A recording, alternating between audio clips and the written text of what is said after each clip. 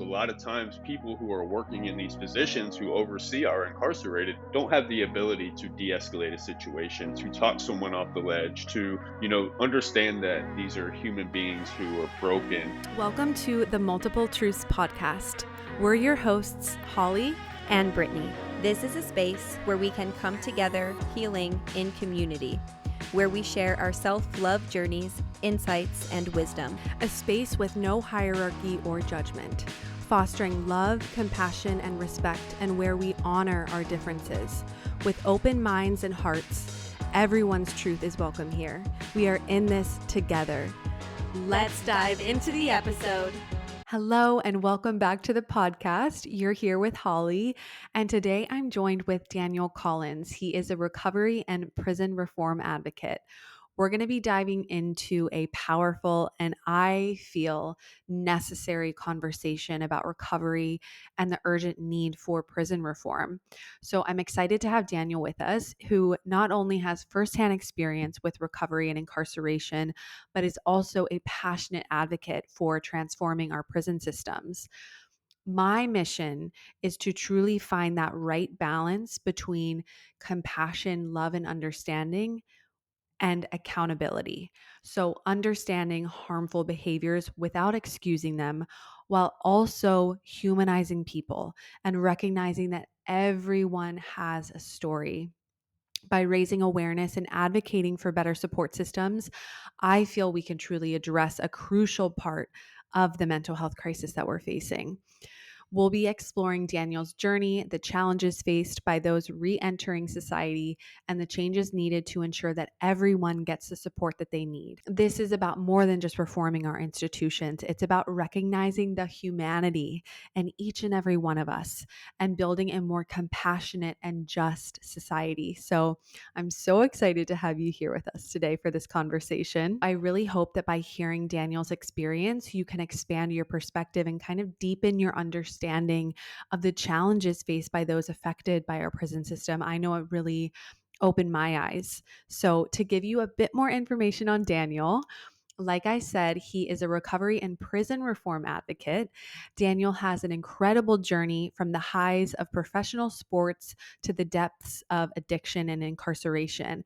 And now he's using his experiences to make a positive impact on society. His work with Florida state legislators shows his commitment to systematic change, while his efforts to educate youth and college students about mental health, substance abuse treatment, and restorative justice indicates his dedication to prevention and rehabilitation. It's so inspiring to see someone who has faced such challenges now working tirelessly to improve the lives of others and reform the criminal justice system. So, with that, let's dive into the episode.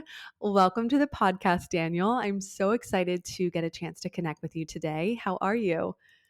I'm doing well. Thank you for having me. Yeah. I feel like I would love to start just if you want to share a bit about your personal journey, your background, your story, what drives your passion for activism for prisoners' rights. Like, I would love to just start there to get to know you a bit Oh, more. okay. My name's Danny Collins. I'm 41 years old. I grew up in South Florida. Um, I was born in a town called Fort Pierce, Florida. Um, my mother left when I was one. Was basically raised by my stepdad or by my dad and my stepmother, Mm. and raised to believe that my stepmother was my mother.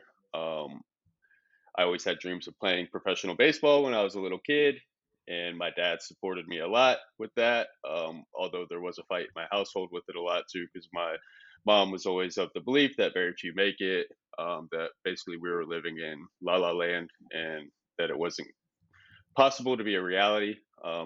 The age of 19, I signed to play professional baseball with the Atlanta Braves. Oh, By the age wow. of 23, I was homeless, and Mhm. by the age of 26, I was sentenced to the Florida Department of Corrections. So I went to prison twice. Um, Never did I imagine that was going to be in the stars for me. Yeah. And yeah, so but by going to prison, I believe it gave me a very unique perspective. Um, I went from getting an AA degree, signing to play professional baseball, to basically losing everything and spending 10 years total in the Florida Department of Corrections. So, Wow. Yeah. How did yeah. you get there? Like, you know what I'm saying? Like, how did you get Yeah. from playing baseball, all of that to To me, it was untreated childhood trauma. So I had a lot of issues with not knowing my biological mother. I Mhm. found out through a birth certificate when I was young. I was 9. Mm. And when I found out, because my parents, we didn't communicate in our household. There was no, sit down and communicate exactly what's going on. We didn't express feelings. There was never I love yous. It was, Mhm. they showed through actions that they cared. And, it was a lot of discipline. I had, there was high expectations for me to do, exceedingly well in school as well as, in sports. Um, and that was kind of like the validation of like love to me. It was like, okay, if you perform well, then you get praise, you get love. But if you don't, then you don't. So, Right. but when I was young, I don't even remember how old I was. I was young, I was super young. I was probably like 6 or 7. I was playing basketball in front of my house, and these two girls came riding by on a bicycle, and one girl pointed to the other girl and said, "Daniel, that's your sister, Rebecca." And they kept riding, and I didn't know that I had a sister named Rebecca. So like that was like my first sign that like, okay, obviously I have different family or something's not right here. Wow, I just But got full body chills when you said that. That's so interesting. Wow. yeah. So to me, it was always, the untreated childhood trauma. I always tell people, because I ended up getting addicted to drugs later on in life. It was, when I first signed, I came into a good amount of money at 19 years old. They gave me a signing bonus saying, basically, here you go. Mhm. And I didn't know how to cope, with life. I didn't know how to process emotions and feelings, and I was always taught, men don't cry, men don't, talk about their feelings, and that was just kind of like the norm in our household. So I ultimately ended up getting addicted to drugs, and that's how I went to prison. But Mhm. um, I tell people all the time the gateway drug to addiction is not alcohol or drugs, but it's untreated childhood trauma. And that was my story Absolutely. because I never had access to mental health care. I never had access to resources to get the help that I needed to be able to express how I was feeling. And ultimately, I turned to drugs. But Mhm. obviously, that's fleeting, it's temporary, and destructive in the long run. So, Right. um, the first time I went to prison I went twice actually. I went 5 years the first time, 7 years the second time, and prison doesn't do much to rehabilitate people. So when Right. they sentence people to prison, they're not getting the help that they need. Mhm. It actually made me worse. I always say prison's like the breeding grounds for tomorrow's criminals because that's what it is. It's an education on how to become a better criminal. First time I went to prison, I got in a high speed chase. I had a friend of mine that I was kind of living with was selling drugs also, and I was getting a lot of my drugs from him. And I ended up going to his house. He wasn't there, but his sister's sister was there. And I ended up going. I had a bunch of my stuff at the house too, and I ended up going to the house saying, I need to get some of my stuff from the house so I can go.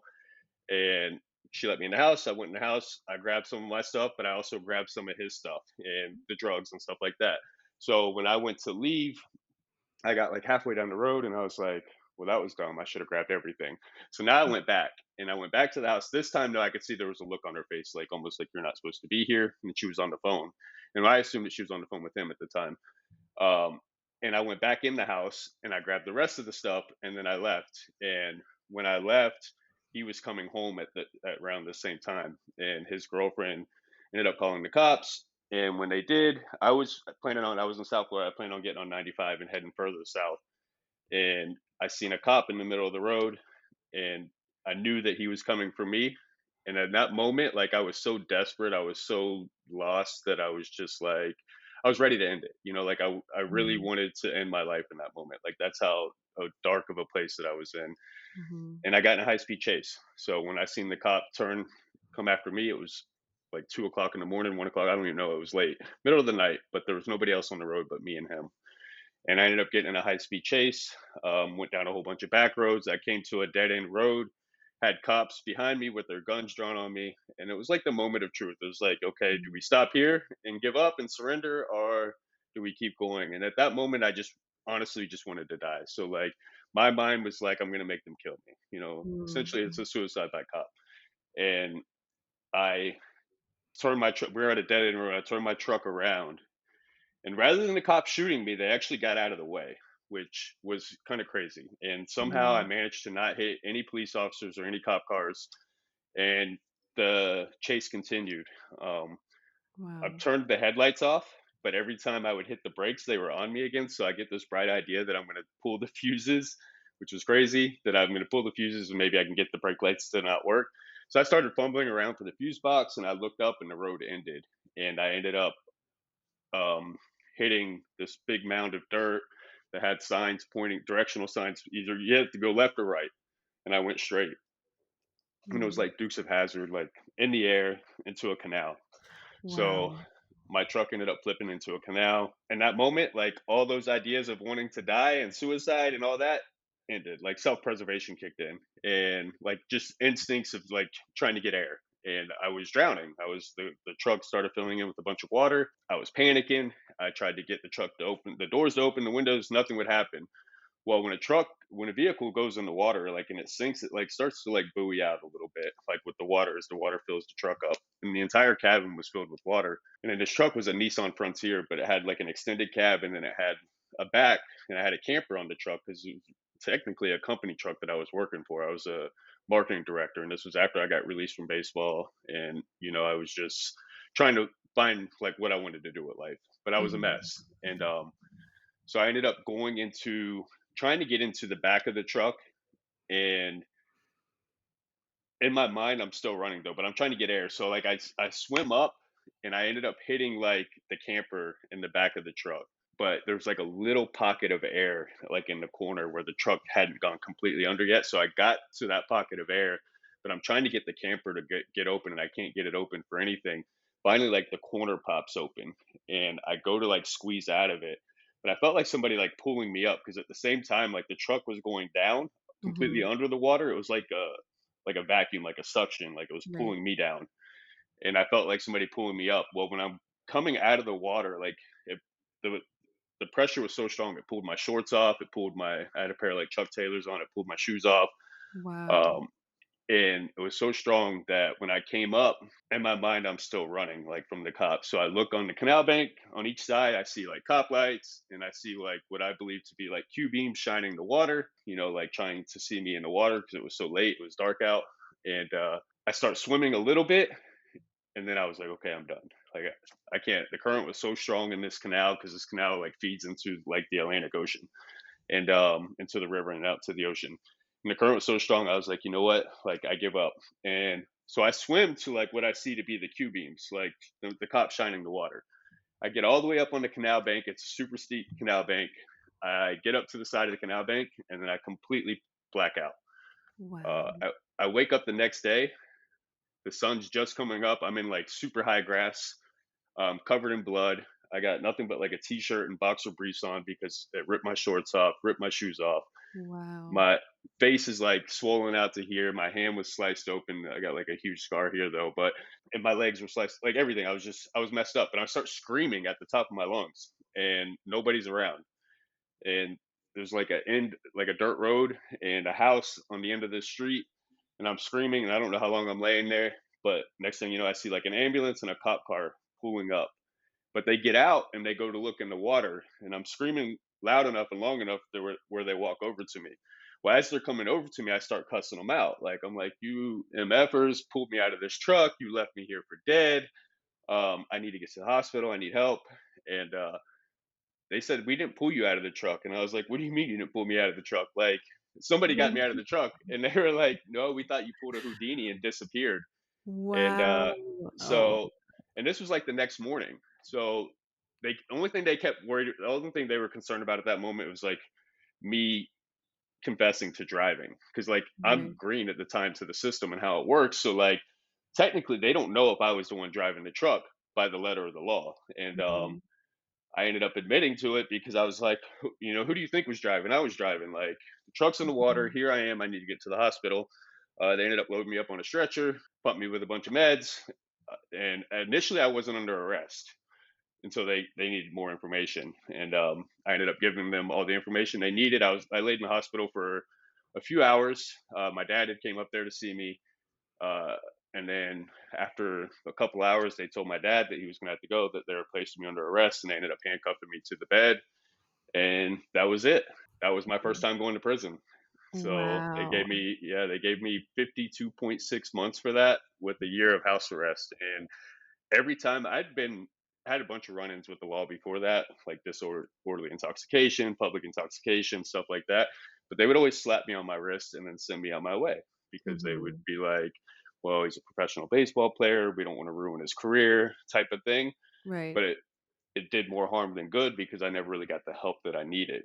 And Mhm. they slapped me on my wrist, slapped me on the wrist until they could no longer slap me on the wrist. And then now their only option was to, send me to prison.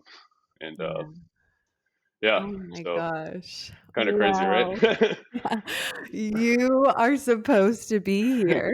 Oh Yeah. my gosh. It's like what's coming to mind too, which I don't know if you're spiritual at all, but I read this book where it was a woman who is very like intuitive, and she said that any soul that like if a soul is not meant to die and they're going to commit suicide, they will be saved if the soul is not meant to go. So Mm. it feels like in that moment you were like saved, you know, like Yeah. your And soul I was and I get a lot fighting. of people that say that too. Yeah, Yeah, like like you were fighting, your soul was fighting whatever, a higher being, God, whatever you wanna believe, someone was on mhm, your side, you know, supporting you yeah, get out. Because I feel like, yeah, you're supposed to be here, you're supposed to be doing this work, you know what I'm s like, being this mhm, activist that you are, like, you have such a strong voice, and I feel like you're really waking people up to the systems that we have in place, so I just feel like it was for a much bigger purpose. That's just such a wild story. Oh my yeah, gosh. And that they didn't find you until the next morning too. It's like, yeah, wow. yeah, Wow. That's so yeah. So crazy. you would Oh my think that with all that, I would have learned my lesson right then and there, but unfortunately, like I said, the system's not designed to make people better. It's not designed to get people well. Right. Mhm. And for a long time, I thought I was a bad person, like.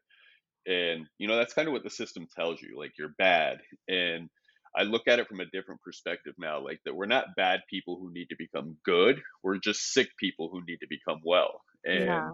I feel Mhm. like if we looked at our system as like a public health crisis, and Mhm. not a morality issue, then I think we would have a lot better results. So unfortunately, the system profits off people being incarcerated. It profits Mm, off, like where human beings are literally the commodity. So, in a sick way, sometimes I feel like that they don't want people to get well. Like right. Yeah. It's like it is a part of the mental health crisis that we're in. Like it's a part yeah, of it. And I love that you bring that up. Like I love that, yeah, it's like unprocessed trauma that leads to addiction, that leads to all of these kinds of things. And I don't know, have you watched the documentary The Wisdom of Trauma? uh, I'll have to So check that out. it's a really good documentary. It's where Dr. Gabor Mate, who he does extensive work and like he Hmm. works with a lot of people struggling with addiction, he explores the impact of trauma on people, like including those who are incarcerated. He goes into the like in the documentary, he really dives into how trauma shapes lives and behaviors, and it includes like really powerful scenes where he goes in with prisoners and it's Hmm. highlighting their past trauma and the significant roles their experiences have Yeah. played in their lives. So an exercise that they do in the documentary is it's all men. He like goes into an all men's prison, or there's a woman there who's in the documentary that goes into the prison, and basically, they're all in a circle, and the prisoners are asked to step inside the circle if certain statements apply to them. So, one of the statements is like, step inside the circle if you've ever been abused, step inside the circle if you grew up without a father figure, step inside the circle if you've lost a family member, step inside the Mhm. circle if you've lost a family member to violence, step inside the circle if you struggled with addiction. And like all of these men are just stepping inside the circle, like one after another, and they're all getting emotional. It's like they're all kind of seeing how they've all been through so much pain and so much hurt, and in that moment it really helped me see them as people, like Yeah. wounded people, not bad people, just wounded, like these deep wounds of, hurt people, they do harmful Yeah. things. So And when I'm you're in a system, yeah, yeah, yeah. And I you're think reduced to a number. You, like you said, humanizing people. Like right. that's the Yeah. biggest thing. Is is seeing the Mhm. humanity in people who are incarcerated that have made bad choices. Like, Yeah, absolutely. Yeah, I feel like what I'm really trying to do is find that right balance between understanding and compassion without excusing behavior, really seeing those people, like the wounds within them. And it's like finding that right balance so we can like create awareness and put systems in place that are supportive to get the support that people need, because I feel like we were saying, it's a part of this mental health crisis that we're in, and it's just like absolutely. looked at in such a different way. So yeah, And I'm just historically, so if you look at the system, you see like where our jails and prisons effectively became the mental health asylums, you know? Mhm, So mhm, Reagan back in the 80s did away with, when they created this whole war on drugs, they did away with the mental health asylums. And our prison system ballooned by like 700%. We had 300,000 inmates in 1970 to 2.1 million at its peak in like 2009 or 10 or something like that. And um, and it was just because like that's we started locking people up, everybody up who had a mental health or substance abuse disorder. And then when you're not treating it, it's just going to get progressively worse, you mhm, know?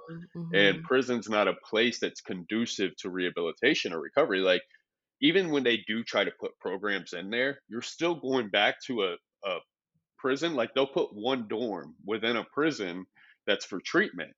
Well, the mhm, problem is you're going back to the compound where there's a lot of people not getting help.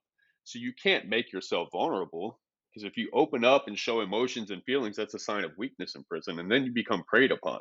So you have to keep up like this facade or this exterior of like, I'm tough, like, you can't show any signs of weakness. And ultimately, because that's how it's perceived. When we mhm, really know that making yourself vulnerable is a sign of strength, being mhm. willing to, look within and get to the root causes is a sign of strength. And it takes a lot of courage to do that, but not in that world, and Right. that's an underworld where um you can't show that. And that's why it perpetuates it, because like you said, Mhm, everybody that's in prison comes, 9 out of 10 are coming from a broken family, a broken background, mhm. and all we're doing is perpetuating that cycle. Yeah, it's like from pain. I feel like we need like psychologists and therapists and all of that in there, like Yeah. helping people get to the root. But it's almost like perpetuating that toxic masculinity too, of Yep. like needing to perceive a certain way, put on this hard guy persona, like mask cannot Yep. be who I truly am. So it's just even like perpetuating that pain and disconnection from self. Yep. So it just feels like it's going in the opposite direction. Like, was there anything in the prison system that was supportive for It's help? not, because like I said, like, even when they try, it's very superficial. It's surface level. They get funding from the feds. Typically states will get funding from the feds to implement some type of programs and have some type of initiatives.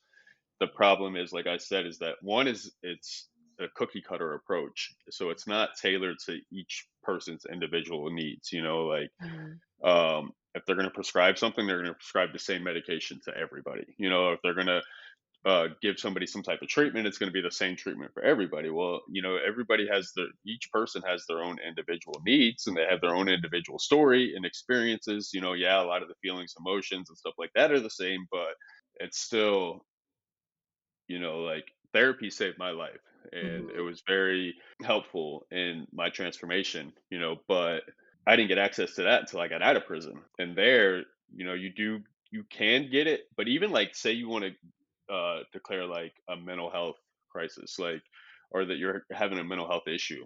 If you declare that, like, they put you like in these handcuffs, and then they tote you all the way across the pound, like, and it's like an issue. Like, it's more burdensome to have to go through the process of saying you need help to go get the help, because it's so stigmatizing in there. And mhm, so, again, even if people wanted to get the help, it's just not an environment that's conducive to it. Like, if you look at a lot of the Western European nations like Norway and stuff like that, and see the way they do prison, like, it's completely different. People are in street clothes. They can open and close their doors. They have microwaves and refrigerators, and they're treated like human beings. Like, mhm, here in the United States of America, the system's only designed to be punitive. There's no yeah, restoration, and that's why I really believe in like restorative justice, because it restores people to themselves, to their families, to their communities, and sometimes even the victims if they're willing. Like, Obviously, you don't want to force that upon them because they should have their rights as victims as well to have the peace that they need. But you know, it humanizes people and gets to the root cause because ultimately, do you want people to come home and be better neighbors or Mhm. better criminals? Because 95% of people who are incarcerated today will one day come home. They all have Mhm. release dates. 95% of people have release dates. Many times they're going back to the same exact community that they created victims in. So, do you want these people to come home and create more victims? Like the goal should be to create a society that produces less crime. Well, how do we do that? We Right. address the root causes, like, Right. It's like, um, how can we create systems where it's like if someone's going to prison, okay, how can we help them help themselves to start, healing to yep. understand why they did what they did instead of making them feel less than and feel like dirt and like giving them the bare minimum, making And them feel less than, which perpetuates that low self-esteem and needing to go, it's just like it's it's because we just don't humanize people. Once we give somebody that label as a criminal, we abandon our humanity. Like we lose right. our humanity towards that person because all even the most heinous crimes, like we get so fixated on the crime and we treat crime, but we don't treat people. And the Right. problem with that is that now you're going to create generations of this because it's just going to Mhm. become cyclical and you're not breaking the cycle. So Yeah. even the most heinous criminals, like we should never our system should never stoop to that of the most heinous criminal. We should always be trying to elevate them up to our standard. We don't let them Mhm. set the standard, even the people that have done, the unthinkable, like, because there are those people. But Mhm. even those people we should be working to treat because we have to detach emotionally from it. But we get so emotionally attached to, say, somebody, rapes a woman or like hurts a child, like, and Mhm. rightfully so, because we should, but Mhm. we should also have a common sense approach that Right. that detaches from that emotional side of it and says, okay, logically here, let's start breaking the cycle so we have less of that. Like, there's a reason why Yeah. the United States has the most serial killers, the most mass shootings, the most all these things. When it comes to crime, we're 5% of the world's population, but we're 20% of its prison population, and Mhm.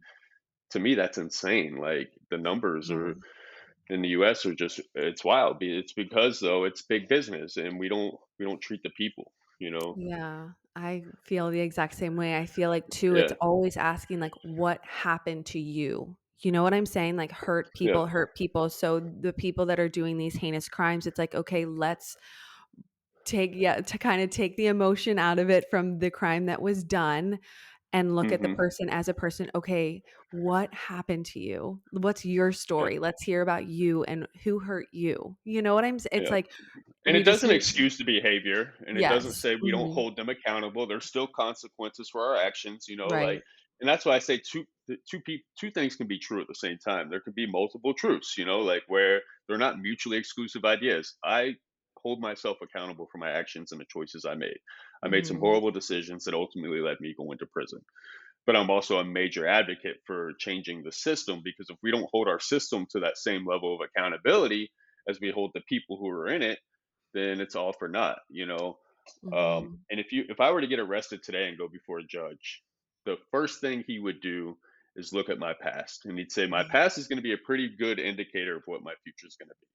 Well, the Mhm. same is true for our system. If we look at the history of our system and how it was designed, and that's what really opened up my eyes and got me so interested in the advocacy that I do.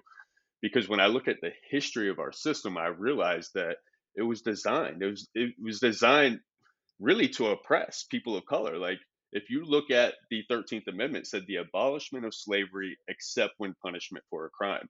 Crime literally became the loophole for legalized slavery in the United States of America. So like our prison Mhm. systems have effectively become modern day slavery. So you fast forward 100 years, you have Jim Crow segregation, which says that we can't discriminate based on race or color anymore.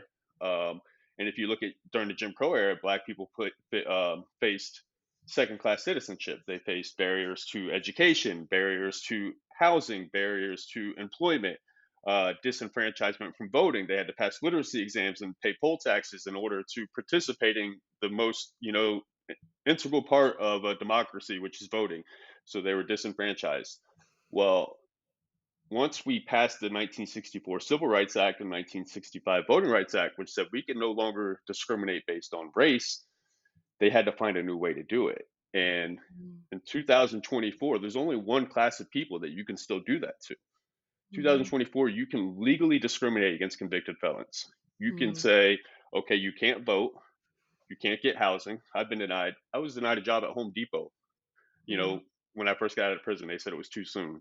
Um, Mhm. just stocking shelves. Like I was denied housing. I couldn't get an apartment with my name on it. I was denied. I still can't vote. I live in Florida right now. I cannot vote. Um, Mhm. so when I seen all this, well, this is the number that blew my mind. 1 in 3 black males carry a convicted felon label. 1 in 6 Hispanic males. 1 in 17 white males. And when I saw the numbers on this and I saw the design of the system, I was like, okay, like this is starting to make sense now. Our prison population's over 50%, people of color, yet they make up 13% of the population, the overall US population. So when I saw that, that's what opened up my eyes to that, racism's still very alive in the US. It's just more insidious. It's you don't see it as much with the interpersonal relationships, but it's still within our systems. Um and until we can improve those numbers, and a lot of people will be like, well, it's the fatherless homes, it's the culture, it's this, it's that. But nobody wants to address the system.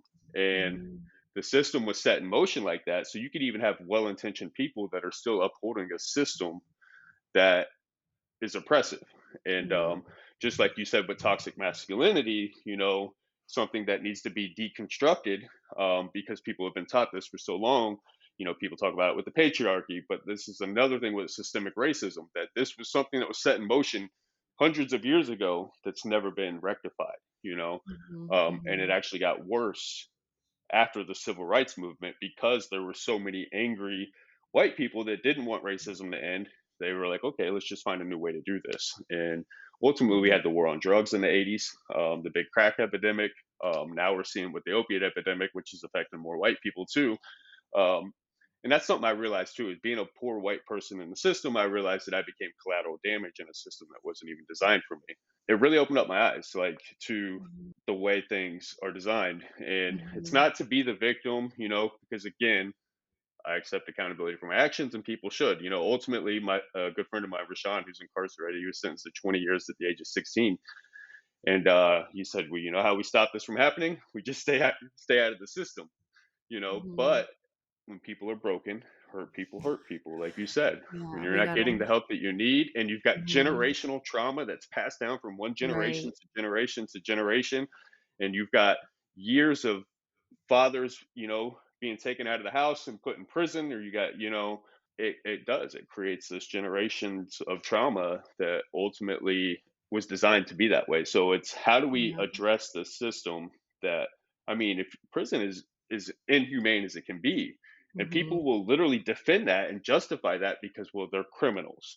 And that's why I said Mhm. that crime exception in the 13th Amendment. So if you just look at somebody as a criminal, you can justify being inhumane to them, but Yeah, they're it's still like human beings, yeah, it's like they're a criminal, but they're a person as well. So how can we help this person be a better person, you Yeah. know? And the majority of people that are in prison are not like the heinous, like Right. violent, but in our minds, like that's what people perceive people in prison Yeah. as. Like It's like the that they're all stigma. just, the stigma is like, yeah, they're killers, or they, hurt children or hurt women, and the majority of people, they're just not. They committed Mhm. property crimes for drug addiction, they Mhm. selling drugs or doing, like it's typically has to do with the fact that we criminalize poverty, we criminalize mental health illness, and we criminalize substance abuse disorders. Those three. And I would say probably, I'm not even exaggerating, I would say a good 80 to 90% of people who are incarcerated have some type of substance abuse disorder. Yeah. Not all, but a good majority of them. And it's Mhm. because we don't treat it, and we criminalize it. Right. Yeah. I think it's all like the systems we have in place really need to start shifting. And for me, I do feel like more and more people are talking about healing trauma, more Yep. than we, and therapy's being talked about more than ever, and like feeling your emotions and all of that is getting more and more normalized. We're hearing Yeah, it on social media, on the internet, which is beautiful, but it's like, okay, how can we start to really integrate this and really look at the systems we have in place and start working for the people, and yeah, again, not excusing any behavior, but it's like, okay, how can we start to support these people so these things stop happening, because it's from pain. It's yeah. all coming from pain. So, yeah, I think the more that we can humanize one another and have compassion and understanding and less judgment, like we can really start to like work together here to make some change. But Yeah. I feel like it And people who feels, work within the system aren't trained to handle with mental health crisis. Law enforcement's right. not trained to handle it. Hmm. Correction officers are not trained to handle it. Law enforcement has like 770 hours of training in the state of Florida. A barber in the state of Florida has to have 1,200 hours of training. So that in Yeah. and of itself just speaks volumes. A lot of times people who are working in these positions who oversee our incarcerated don't have the ability to de-escalate a situation, to talk someone off the ledge, to understand that these are human beings who are broken, and sometimes just the way we speak to them can trigger, Hmm. you know what I mean? And people are just, oh, stop being so sensitive, or stop being a victim, or like, well, no, it matters, Hmm. because a lot of times people have been so broken and they're so hurt that just the way we speak to them, or the tone, or the inflection, Hmm. it could trigger something. And that's the way prison's designed, like where you're being screamed at 24/7, like they don't Hmm. you're not talked to like a human being, you're literally Hmm. talked down to. And Yeah. So it's degrading. almost like a cage, like. And again, we justify it because, well, you committed a crime. It's almost like choices have consequences. I hear that all the time, like, well, yeah, I get it, but you're also going to create more consequences of creating more victims and more crime, and you should be equally responsible for that, because it's almost like choices have consequences, is what I tell them. Yeah. Like the same thing you're Yeah. saying to me, I'm telling you, because Yeah. now don't be shocked when people come home and they commit more crimes and they victimize more people, Hmm. because we designed that system that way, and people aren't making enough noise about it because they're attached to it emotionally. And Yeah. so Feel it's like destigmatizing that whole criminal felon label. Yeah, I feel like it's like finding that right balance in the system, in the prison system, of that disciplinary of, like holding you accountable for what has been done, but also then bringing in the other side of like, how can we still, you're human, how can we start to support you in Yeah. seeing things in a different way, supporting your mental health. It's like that, finding that right balance. And it just doesn't feel like the balance is there at Well, the all. punishment is separation from society. You're in Mhm. timeout. That's your punishment, Yeah. but everything else on top of that is just above and beyond. It's cruel and unusual. Like Yeah. when you start, like I was literally locked in a cell. Um, Imagine going into a walk-in closet or your bathroom in this cell for 5 months straight, Oh my coming god. out once a week for 5 minutes, literally 24 hours a day, 7 days a week in this cell, the size of your walk in closet, all your food's brought to you through a flap. In Oh. this cell for 5 months straight for a violation in prison that wasn't even nothing. Like, I was charged with inciting a riot, which was during a shakedown. I laughed at an officer, and they Mhm. charged me with inciting a riot, saying that I could have got everybody else riled up during this shakedown because they came in and like flipped the whole dorm looking for drugs and phones and stuff. And this officer came in screaming at us, and I literally just laughed at him. And he got so upset that he took me into confinement for inciting a riot because he said that I could have got everybody riled up for laughing at him. And inciting riots, like one of the worst infractions you can get in there. They can put you in solitary confinement for, they can put you on closed management in Florida and take away all your game time, everything. So I ended up going to the box for like close to 5 months. And in Wow. this 5 cell, months for five that. Oh months my in a walk it gosh. 5 months in a walk-in closet where you come Wow. out to shower. You come out to shower twice a week, and after 30 days, you can go out to this rec cage once every weekend, I believe. Yeah, once a weekend. So like, but you literally come out for 5 minutes. You have to go up to the flap of the door, get handcuffed, escorted to a shower where you're put in a shower that's a cage, locked into the shower. Then they take your handcuffs off. You got 5 minutes. You get half a little bar of soap and a piece of rip towel, and that's your washcloth. 5 minutes in the shower, and you go back in that cell, and that's the only time you come out for 5 months. And some people stay in there for years like this, literally Ugh, years. that is so And then inhumane. you want these people to come home and be better people? Like, you want them to not have mental health issues? Like, Yeah, that's like perpetuating them and making yeah, someone and probably many go times they won't give crazy. you a book, they won't give you anything. Like, they Oh won't my even let you read a gosh. like, they'll literally try to punish you so bad. Like, I was in there the first full week I was in there, they wouldn't even give me toilet paper.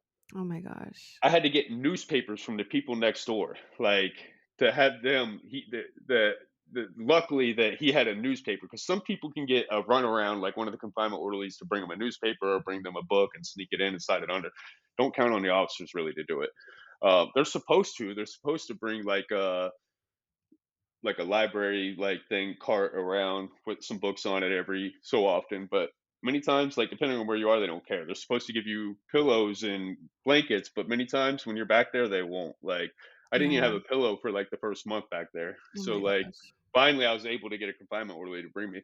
But the way people get treated back there, and it's happening right now as we speak all across America. There's Yeah. people that are experiencing this right now, you know? Yeah. Hey guys, we are super excited to announce the launch of something new.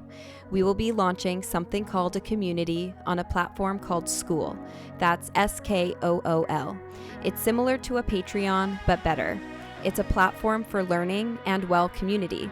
Basically, it will give you access to exclusive content from both Holly and I.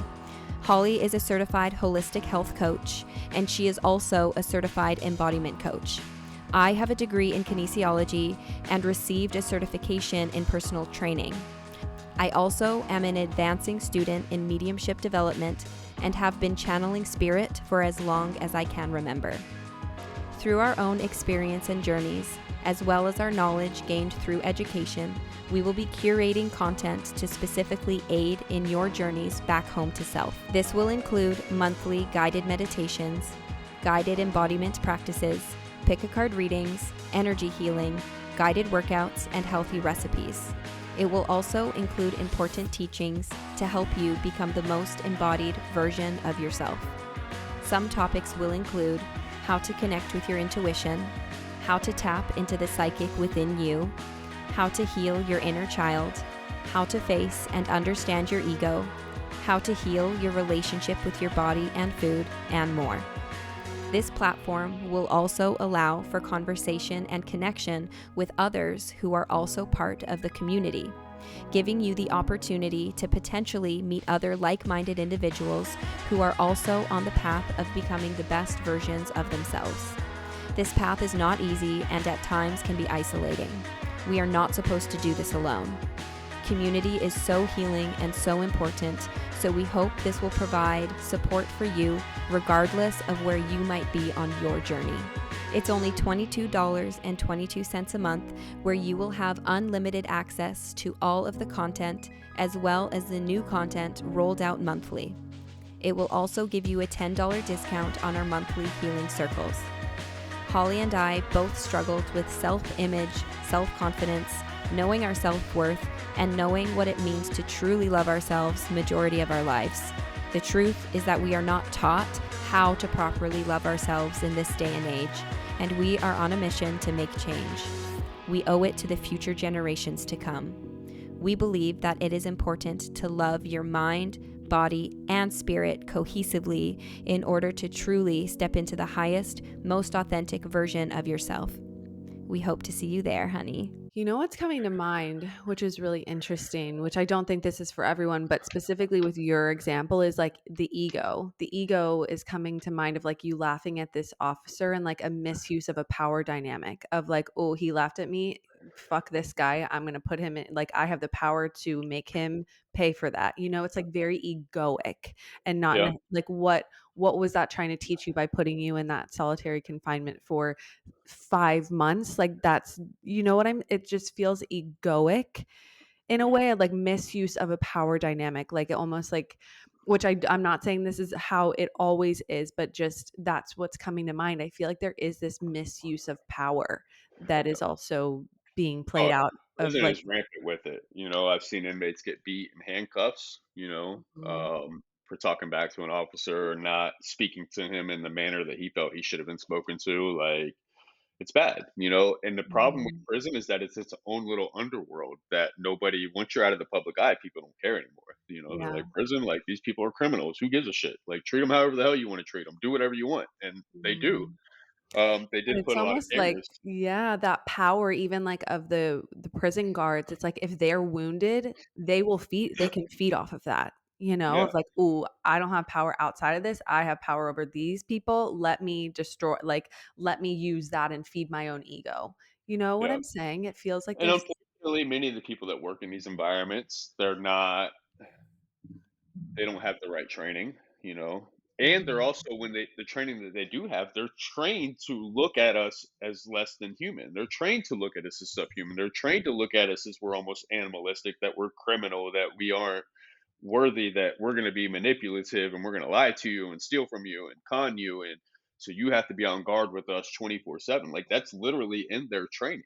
mhm. Um, and it keeps that cycle just going. Yeah. Now, I've met some really good officers when I Yeah, I was was gonna say this isn't all of the I'm sure that No, there's there's such not, good there's people not, in and I've there. met Yeah. some great officers that genuinely care and they have Yeah. compassion, but normally they don't make it because they get pushed out. They'll get weeded, you know what I mean? Like, and that's why it's hard. Like, I try to Mhm. humanize people that are working in these environments too. Like, Mhm. I don't like the institution of law enforcement. I feel like we can do it better, the institution itself, but I always humanize the person behind the badge. You know what I mean? Mhm. Because I know that they're going home to their family just like the rest of us. Like, Right. Yeah, and it's dangerous uh, to even, like, to generalize, like, "Oh, all cops are like this, all yeah, prisoners are like this." It's like every yeah, single person has a story, but I can see both sides of, like, yeah, a prison guard feeding that their ego and also operating from wounds, while also prison guards that are in integrity that wanna support.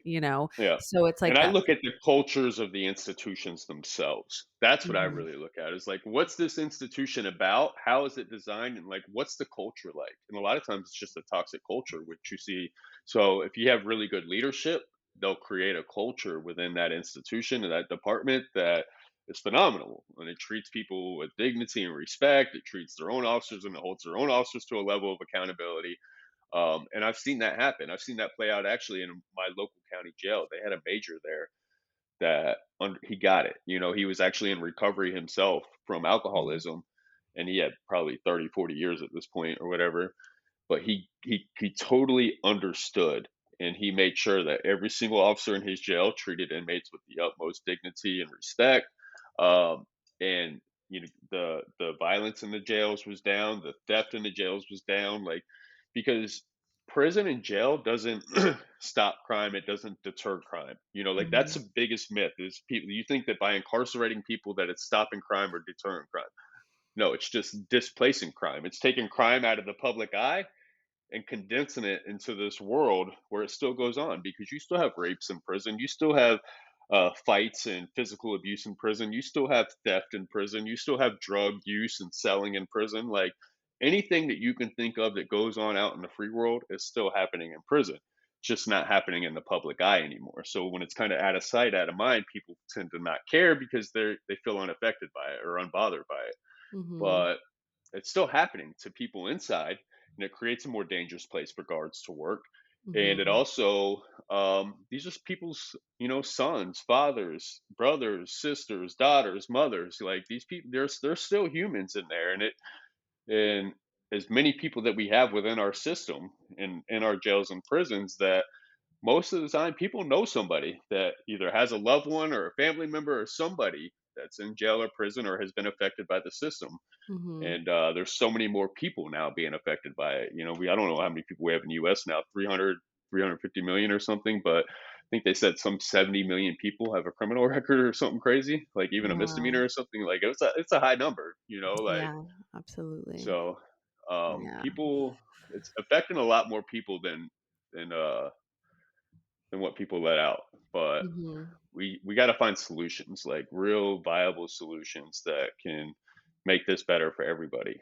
you know Yeah, but definitely. Yeah. it's changing that approach to the conversation. And that's why I believe if we look at it as a public health crisis and Mhm. humanize the people that are there and say, okay, these aren't necessarily bad people. Now, are there some just outright like diabolical, like sociopaths? Absolutely. Like Mhm. they're Mhm. just evil people. Like, super narcissistic, sociopath, just have Just no emotion totally and totally no taken regard over for by, human like, life. yeah, Yeah, and totally no taken regard for over. human life. And they're a threat Mhm. to society and they're a threat to public safety. And they need to be separated from society indefinitely until they can be rendered not a threat. But that's something else. In Norway, the maximum time you can get for anything is 21 years. So the most Interesting. heinous crime. But believe it or not, over years of a system like this, you actually have less people committing heinous crimes. Mhm. And after the 21 years, or throughout the entire 21 years, they're doing psych evaluations. You have to see a therapist, you have to see a psychologist, a psychiatrist. Like you've got a team of specialists that are highly trained in, mental health and substance abuse and all these things, and they're working with you the entire time you're incarcerated. They're treating you like a human being. Like I said, you got access to, like regular street clothes. You can open and shut your door. You get bathroom privacy. Like where I was at, you had 8 shower heads with men just showering in the showers. Literally, you had 8 toilets in a row with no stall walls or nothing, just 8 open toilets, and then eight Mhm. sinks in front of you where people you could be literally sitting on a toilet and somebody standing in front of you brushing their teeth at the same time. Like there's no Wow. privacy. Like Yeah, that um is so tough. yeah, Mm. it's bad. Like, but Mhm. when you start to humanize these people, guess what? When you treat somebody like an animal, they're likely to act like an animal. But when you start treating somebody like a human being that's worthy of compassion and empathy and respect and love, you start to manifest that in them, and then ultimately it starts to materialize in their life. And Yeah. it's changing that entire approach and realizing that most people in prison are just sick people who need to become well. Yeah, They're not definitely. bad people. Yeah. Yeah, I agree with you. I do. Yeah. Yeah. And I feel like hopefully this is shifting some people's perspective too, because I think oftentimes like some people can't look beyond that. It's like, no, they deserve that. They deserve it. But Yeah. hopefully hearing this kind of perspective, it kind of opens your eyes to having more of that compassion, seeing it as a mental health crisis, seeing it as the crisis that it is, and these are people too. But I want to talk about too, like, I know we talked about the stigma of like being in prison. Like, how was that for you when you were released? Like, are you still fighting that stigma, or like, how do you, Absolutely. yeah, like your reintegration into Yeah, and society? I mean, I have a lot of privileges, and I'm afforded a lot more opportunities than many people who come out because I present a certain way. I can articulate my thoughts a certain way, so I get more access to resources and opportunities than, say, the average person who comes out that say maybe doesn't really have much of an education or doesn't had access to certain things or doesn't talk a certain way or look a certain way, and life for them can be extremely hard because you're coming home to barriers. Like a convicted felon label is a label that will follow you the rest of your life. Yeah. And there's such a stigma with it. Like I said, when I first came home, I tried to get a job at Home Depot. Now, here I am, somebody that, is college educated. Like I didn't get my bachelor's yet. I was like a year away before I got in trouble. But, I had an AA degree and I'm literally applying to like stock the shelves at Home Depot Hmm. and they wouldn't hire me. And this is supposed to be like a returning citizen, formerly incarcerated, friendly corporation. They actually give you a list of companies that will hire felons, but the majority of them they don't like, or it's very surface level. They'll hire one out of 1,000. Hmm. um, so like I said, I still can't vote today. In Hmm. Florida in 2018, they had an amendment that was put on the ballot that said that felons could get their right to vote once their sentence was up. Hmm. Well, then they had to define what does it mean when your sentence is up. We took it as when you're home from incarceration, but they said nope, all your fines, probation, everything has to be done. Fair enough, but these judges are giving people $100,000 fines for a drug Hmm. trafficking charge. I could get an ounce of cocaine or something, right? Which I could be using for my personal use over the week. And they catch me with that. They charge me with drug trafficking. They label me basically as a kingpin, which not. Mhm. and then they slap you with a 50,000 or $100,000 fine. Well, a person will never pay that off. So effectively, that's like a poll tax, and they'll never be able to vote again. Mhm. So that's a barrier that I have. Still to this day, I couldn't get an apartment in my name. I had to Mhm. have somebody co-sign for me.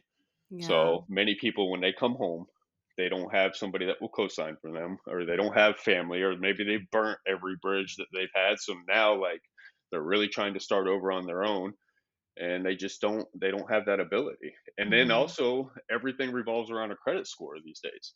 Well, I Right. was in prison for 10 years. There's no credit history. My best friend right now, who's getting ready to come home next year, has been in prison since he was 16 for Mm. 20 years. He was sentenced to 20 years in prison at the age of 16. Nobody even got hurt. Nobody was physically hurt. Wow. Like, 20 years for a 16-year-old kid is a long time. Like, but he never graduated high school. He never went to prom. He never, got his Mm. driver's license. None of these things. So, like, now he's coming home as a grown man with no credit history, a convicted felon label, no family, and he's expected to say, people say, well, just don't commit crime. Well, Mhm.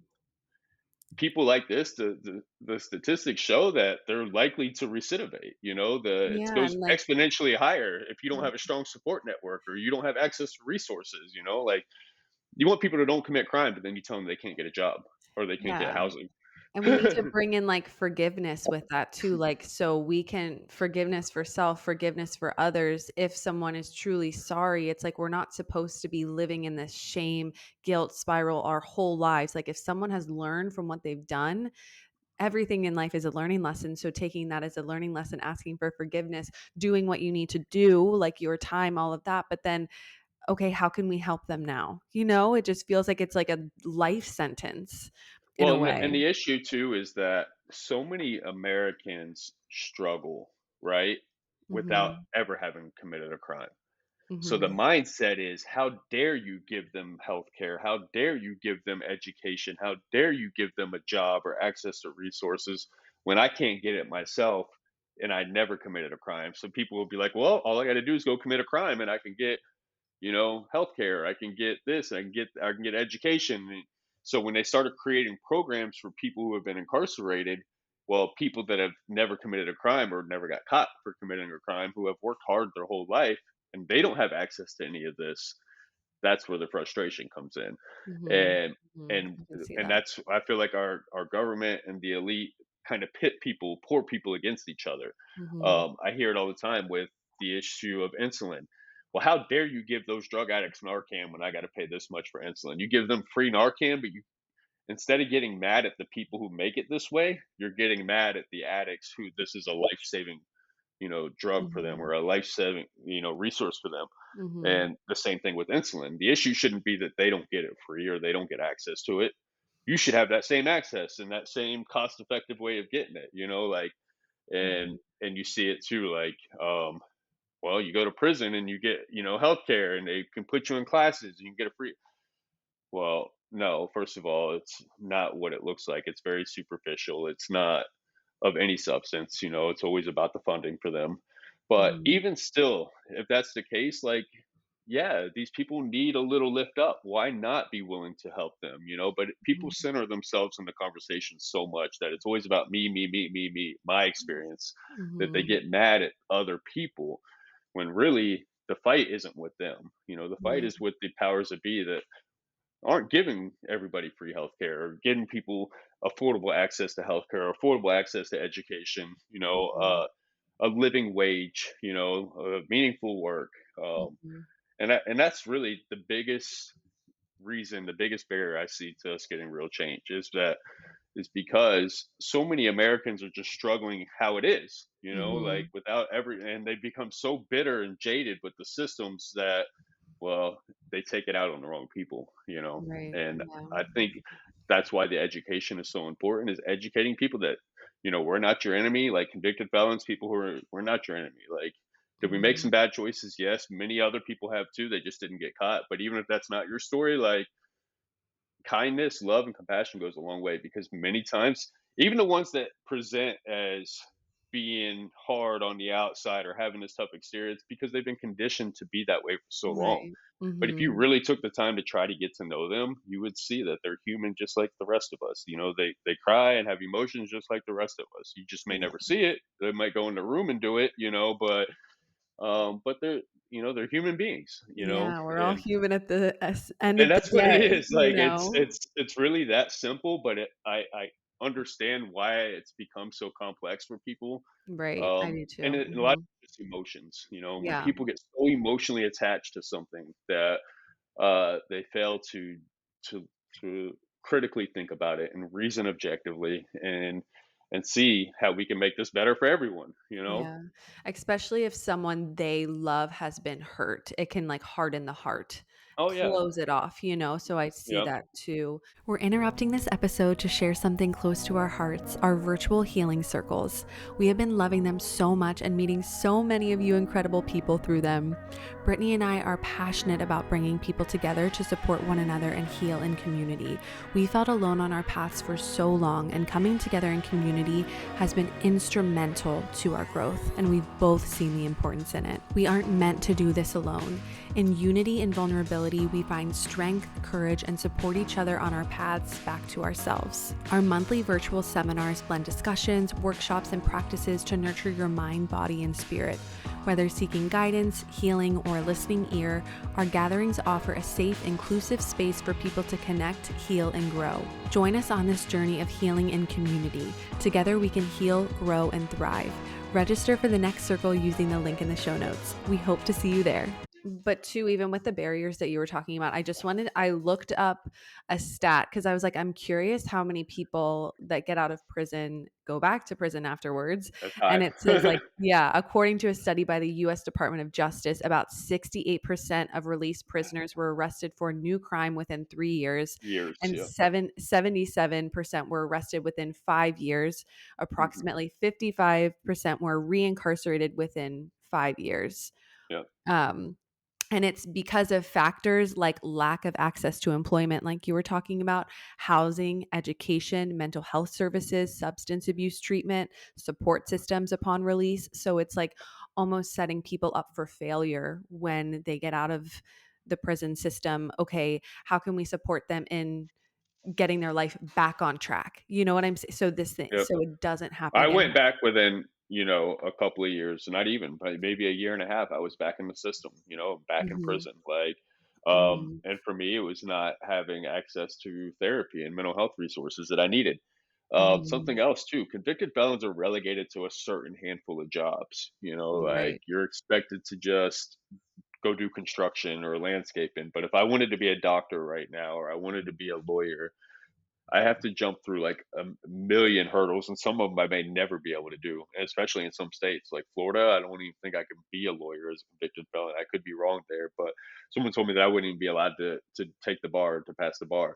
Hmm. And I have aspirations. Like ultimately, that's what I wanted to do before I went down this path. Is that I was going to go to law school and become a lawyer, and so if I wanted to do that now, there's so many laws that stop me from being able to do that, and that's got to change.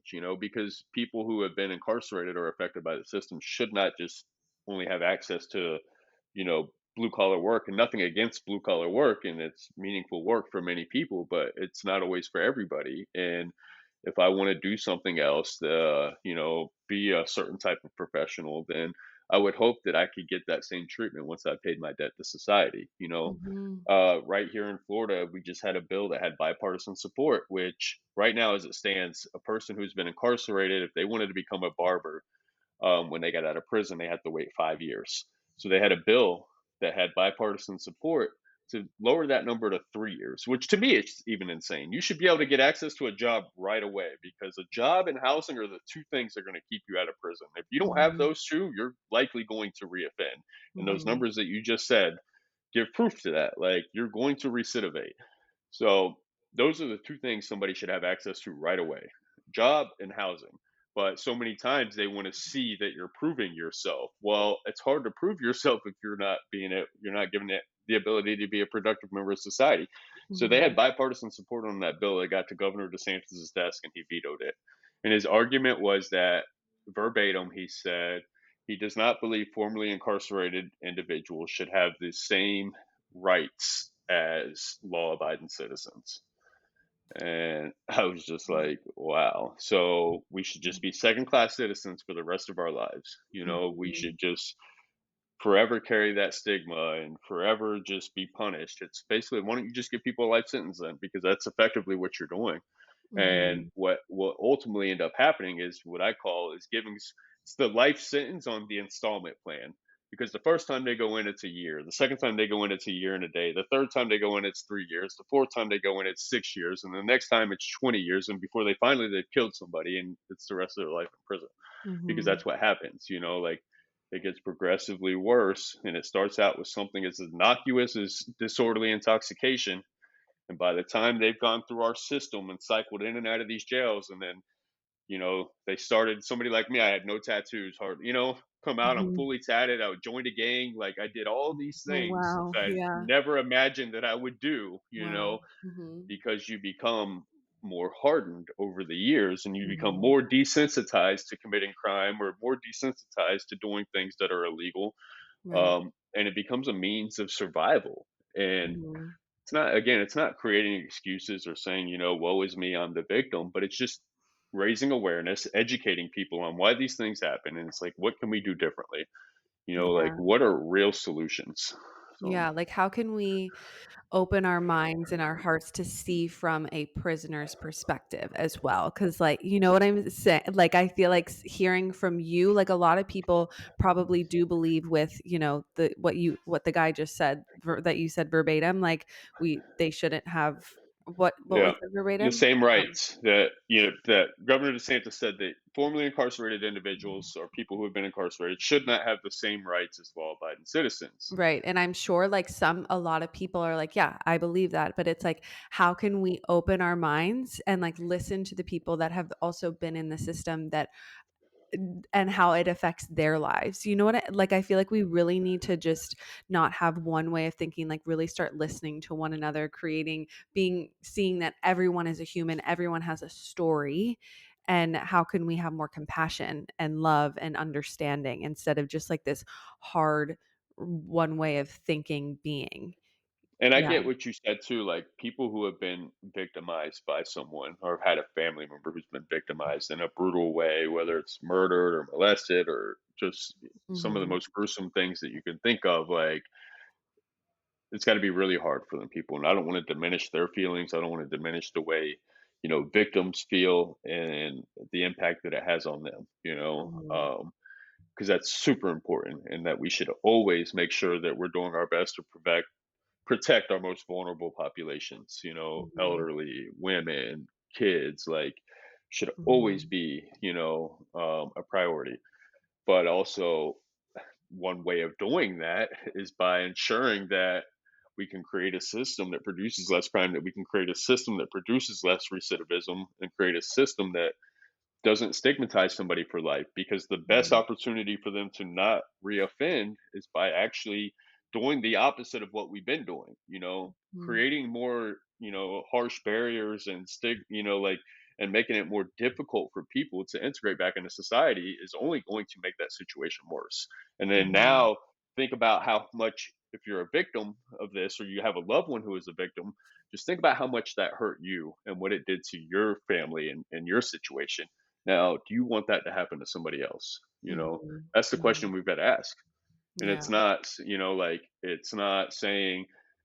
it's not taking accountability away from the people who did it. It's not saying, okay, well, I don't have a job. I can't get a house. Now I'm just going to go hurt somebody. Like, no, it's not Mhm. what we're saying. Like, it doesn't excuse that ever. Like, no matter Mhm. what, even if I can't ever get a job again or I'm Mhm. struggling, which it's been a super struggle. I've been home since June 15th, 2021. It's not been easy. Mhm. Um, but it doesn't give me the excuse to, I don't use it as justification to go, okay, well, I'm just going to go self-destruct and go ruin other people's lives and victimize people and do that. Like, I don't do that. And I would like to say the majority of people don't want to do that. Mhm. I did 10 years in prison, and I've met a lot of really good people in prison, believe it or not. Mhm. And some people that made some really bad decisions, they did some horrible things, but they were in a dark place. Not to justify it, but they're not that Mhm. person that they were, Mhm. or even if it was a lapse in judgment for 5 minutes, 10 minutes, or, where it Mhm. was just horrible. Like, Mhm. I still believe in redemption. I still believe that people can be so much more than what they were. Like, I thank God that I'm not defined by my worst moments in life, like Mhm. that doesn't, that, obviously we are defined by our actions, but not just one single action, like I would like to hope that in the karmic university that I'm creating more good now and kind of evening the scoreboard. And I Mhm. did a lot of bad, like selfish, I made a lot of selfish decisions. I hurt people, and like that's my biggest regret. If Mhm. I wouldn't change anything about my past except the people I hurt along the way, Mhm. Yeah. um, Mhm. yeah. So like that's the biggest thing for me. Like, is that I regret the people that were caught up in the cycle of my addiction and the insanity that, like when I was in that moment, because I didn't care about anybody but myself, Mhm. and I didn't care who I hurt emotionally, I didn't care who I hurt financially. I didn't care like, um, the things that I did in that moment. I'd be like, oh, I'll just make it okay later, like it was Mhm. because you're not thinking about it in that moment. And people, even when they're committing crimes, like they're not thinking, the only thing they're thinking about in that moment is whether or not they're going to get caught. They're not Right. thinking about consequences. So you can tell somebody, oh, you're going to get a life sentence. They're not thinking about that in that moment because in Mhm. their mind, they're not going to get caught. So, like, Right. that's the only thing that's going to deter somebody is whether or not they're going to get caught. When Yeah. they're in that moment, Yeah. Um, when they're thinking rationally, then there's a lot of things, their values and their morals and stuff that are going to stop them from doing that. But when somebody's all in that moment, especially if they're like in a drug fueled Mhm. cycle, then there's nothing that's really the thought of consequences is not going to stop them. So you can give them the most harsh penalty you can think of, and it's not going to stop them. Like, it's Yeah. not going to reduce crime. It's Mhm. because it's not what works. Yeah. And that's why I say all this tough on crime rhetoric. It doesn't do anything to make if our number one concern is public safety, um, and that's ultimately what it should be is the safety of the general public and the safety of our communities and our families. Um, then creating all this tough on crime rhetoric is doing nothing to contribute to that. Mhm. It's Yeah. actually doing the opposite. And it's counterintuitive. It's counterproductive to the overall goal of what we're trying to do as a society. Mhm. Yeah. Um, Well, for you too, just how you feel like, you hate the people that you hurt along the way. Something too is like also showing yourself so much love and compassion for where you were at that time because you were obviously very much struggling to be creating by doing those things. So it's like yeah, because you've learned the lessons, you're doing the work, you're doing the inner work, you're getting to the other side of it. So forgiveness for self, for others is such a big thing for, recovery, even just really yeah. like showing yourself the same compassion that you show others. I'm so proud of you for Thank the you. work that you've done in yourself, for your activism, for taking care of yourself, for doing your own inner work, going to therapy, your own healing modalities to get you in a good place mentally, Hmm. physically, emotionally, spiritually, if you're spiritual. But yeah, I'm just so proud of you and proud of the work that you're doing. So yeah, Thank you. thank you. Yeah, thank you so You're much for welcome. your time. And I'm gonna have I'll have your all of your socials listed in the show notes below. If you just want to say your Instagram or TikTok, you can just say that, but I'll have it in the show notes too. Yeah, Danny F. Collins. Okay. Danny, my name, Danny, and then my middle initial is F, and then Collins is my last name. So that's on Instagram and TikTok. Okay. Yeah, Perfect. Yeah. awesome. Well, Thank thank you. you so much for your time. Yeah. And Yeah, thank you all so much for listening. And we'll talk to you next Wednesday. As we wrap up today's episode, we want to extend our deepest gratitude for joining us on this journey. Your support does not go unnoticed. If you enjoyed this episode and find value in our conversations, please take a moment to leave a review. Your feedback not only helps us grow, but also allows us to reach more people who can benefit from our community of healing and support. Every review, every rating makes a difference. Thank you for being a part of the Multiple Truths podcast family. Thank you so much for joining us on this episode of the Multiple Truths podcast. Keep speaking your truth and spreading your light. We love you, and we'll talk to you next Wednesday.